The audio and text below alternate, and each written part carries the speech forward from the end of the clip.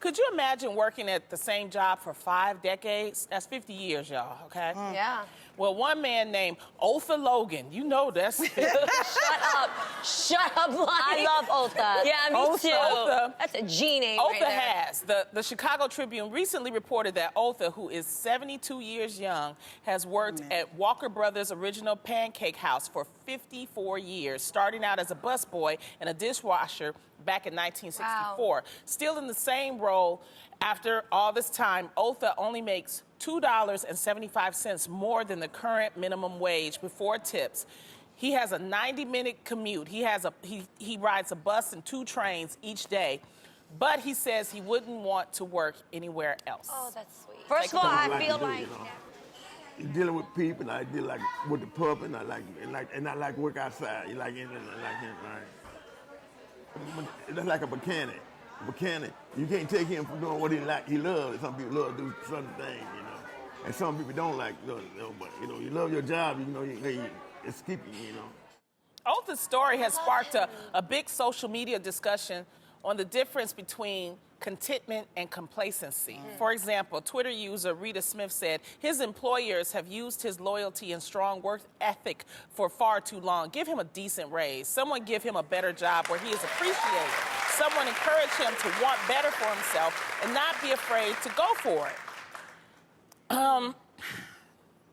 This man raised his family off of this job. He's also married. He raised a son. And everybody don't have to be puffy to be happy. Right. Can you preach? Preach. I mean, I'm just saying. Everybody don't have to be Puff Daddy. Everybody don't have to be the Kardashians. What I'm saying is everybody don't have to be rich to be happy. At all. There are, this is like an idea. That there are some people that's okay with just having a decent, honest job and working. And that's it. That's all I'm saying. Lonnie, I am so with you about having longevity in a job. My mother went from a secretary up into the student activities office at Morgan State University. She toiled for 42.5 years until her death 11 years ago. Now, we don't have jobs like that anymore. We don't hear about that a lot. But I'm going to say this to you.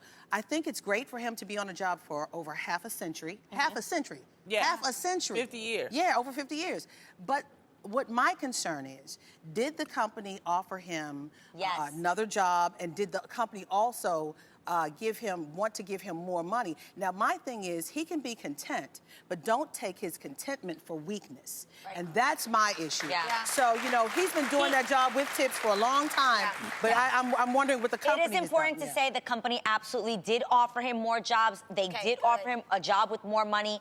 He did not want it. Wow. He wanted the position he had. He enjoyed the position he had. And I'm totally with Lonnie on this, you guys. Everything isn't about money. Yeah. Like, you gotta find what makes you happy. Because let me tell you, he could have gone into that other position and been miserable. The point is, the man owns a house, by the way. Yes, he is a homeowner.